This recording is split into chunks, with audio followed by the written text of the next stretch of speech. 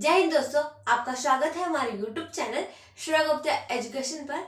आइए दोस्तों, आज हम पढ़ेंगे कि रस किसे कहते हैं, क्योंकि ये जो रस है ये हमारे हिंदी व्याकरण से हमारे बोर्ड एग्जाम, हमारे 10th और 12th के एग्जाम, हमारा कोई भी एग्जाम हो 10th 11th 12th कुछ भी मतलब किसी का भी एग्जाम हो, और वैसे जो वैकेंसी आते रहते हैं जिसमें हम सब लोग एग्जाम देते हैं इंट्रेंस डाल के, तो उसमें भी अगर हिंदी है उसमें ऐड है हिंदी, तो उसमें व्याकरण से क्वेश्चन आते हैं कि व्याकरण से कोई भी क्वेश्चन पूछ ले। तो आज उसी के लिए हम देखते हैं कि रस कैसे कहते हैं, रस तथा रस के 9 जो रस है उनके बारे में पढ़ेंगे। आज हम पढ़ेंगे कि रस का परिचय, रस किसे कहते हैं तथा इनके प्रवर्तक किसे कहे जाते हैं, इसकी जो उत्पत्ति है वो कहाँ से हुई। आइए देखते हैं रस की परिभाषा।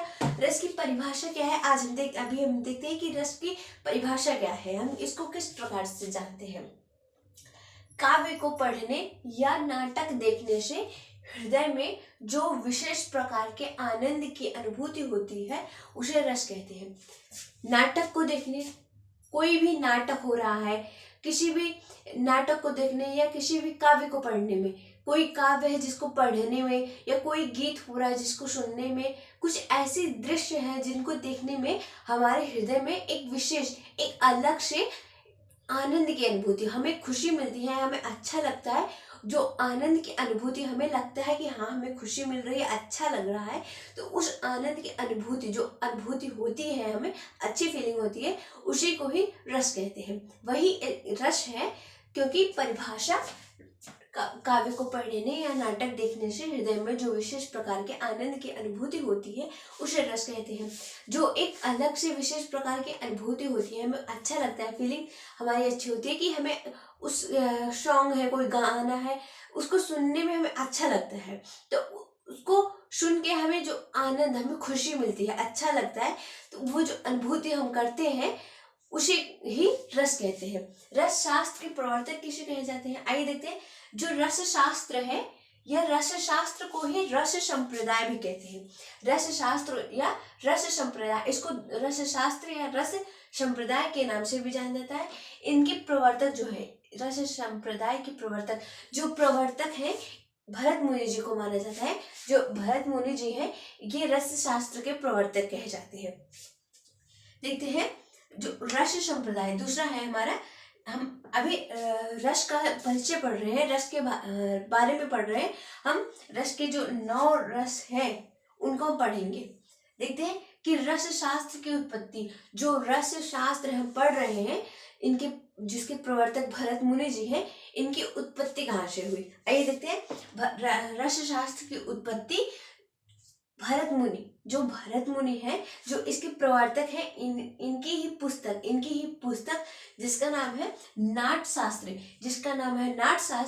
नाट्यशास्त्र मानी जाती है। जो रस शास्त्र है, इसकी जो उत्पत्ति है, इसका जो उद्गम है, उत्पत्ति है, वो भरत मुनि जी की, जो इनके प्रवर्तक है रस शास्त्र के, उन्हीं की पुस्तक है, जो एक नाट्यशास्त्र। ये क्वेश्चन आ सकता है कि भरत मुनि है वो किसके प्रवर्तक है।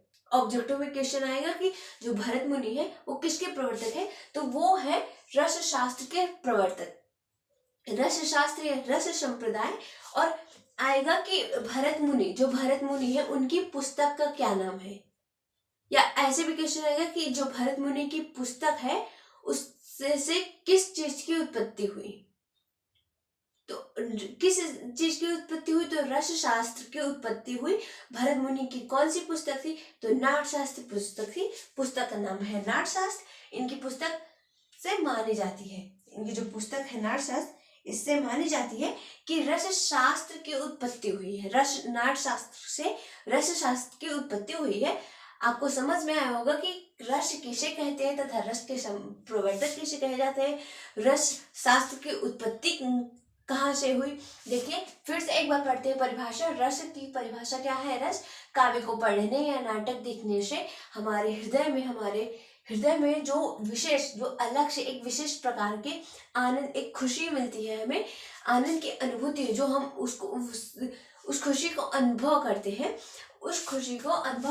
होती है, उसे रस कहते हैं। दूसरा देखते हैं कि यह टॉपिक है रस शास्त्र या रस संप्रदाय, जो रस शास्त्र है या रस संप्रदाय के प्रवर्तक जो है ये भरत मुनि जी हैं। भरत मुनि को माना जाता है। रस शास्त्र की उत्पत्ति भरत मुनि की पुस्तक रस शास्त्र जो है इसकी उत्पत्ति भरत मुनि की पुस्तक नाट शास्त्र से मानी जाती है। आइए देखते हैं कि भरत मुनि ने जो 8 रसों का उल्लेख किया है उसको।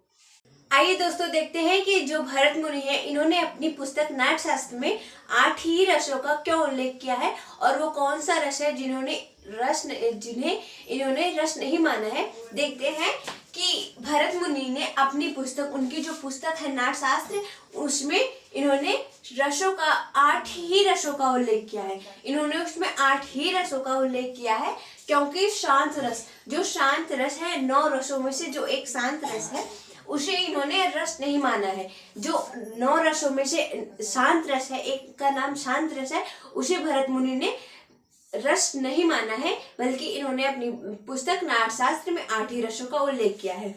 जबकि इसके अलावा जबकि रसों की संख्या वो 9 आचार्य अभिनवगुप्त जो आचार्य अभिनवगुप्त जी है इन्होंने रसों की संख्या 9 मानी है।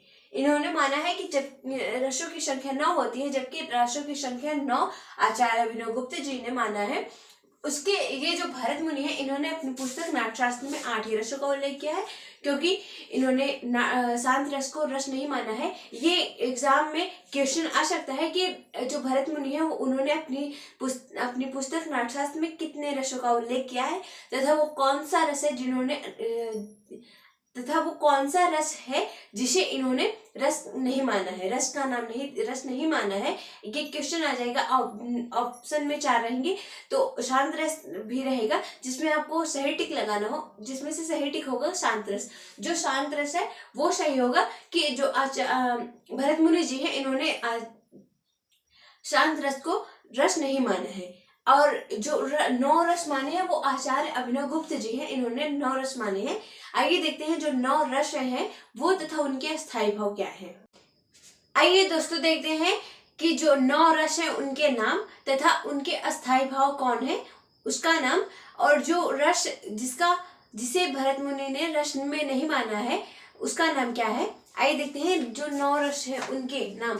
पहला है श्रृंगार रस, दूसरा है करुण रस, तीसरा वीर रस, चौथा हास्य रस, 5वां है रौद्र रस, 6वां है भयानक रस, 7वां है विभत्स रस, 8वां है उद्भिद रस, 9वां है शांत रस। ये जो 9वां शांत रस है इसे भरत मुनि जी ने इसे शांत रस को रस नहीं माना है, परंतु आचार्य अभिनवगुप्त जी ने रस माना है।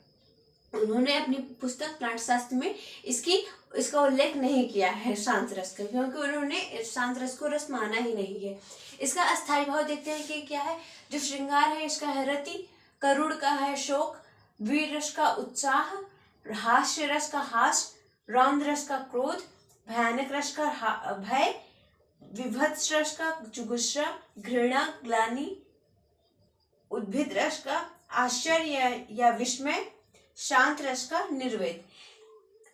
आई होप आपको समझ में आया होगा कि हमने जो रस पढ़े तथा रस के कितने अस्थायी भाव हैं। 9 रस के 9 अस्थायी भाव हैं तथा और भी जो जानकारियां ली हमने इस वीडियो में, आपको समझ में आया होगा और आप अच्छे से समझ पाए होंगे कि हमने रस को किस प्रकार से समझा है। हमने रस को एकदम अच्छे से पढ़ा है, उसकी परिभाषा तथा हमने रस को किसने क्या नाम दिया, रस कितने होते हैं, किसने कितना रस का नाम दिया। मतलब उनको जो भरत मुनि है उन्होंने 8 ही रस माने हैं, पर आचार्य अभिनवगुप्त जी ने 9 माने हैं। तो ये भी हमने देखा कि जिसने जैसा जैसा माना वो हमने पढ़ा। आई होप आपको समझ में आया होगा। धन्यवाद।